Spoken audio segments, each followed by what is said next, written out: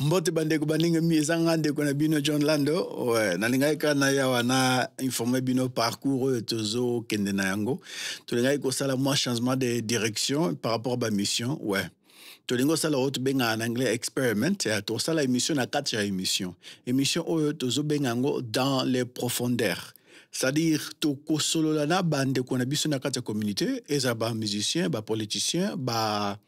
artistes tous mutunyo so o azali intégré na kata communauté to kuluka to fanda na bango to zo ba point de vue na bango to zape wa moi biloko moi ba conseil o e ko sunga biso pe na nzela na biso quoi ouais to ngaka to informer bino par rapport à nzela ndenge to kende ça dit histoire qui na ba jour zolanda ba vidéo to postete pour bangate to ke pa imote to zo bongisa nde to zo tia ba vidéo ensemble pour na to pesa bino o ezali mutuya o ezali malamu. Merci beaucoup pour na soutenir na bino so encore beaucoup continuer ko soutenir biso pe beaucoup continuer ko partager ba vidéo pe chaîne na baninga. Tama pambla bino. See you later.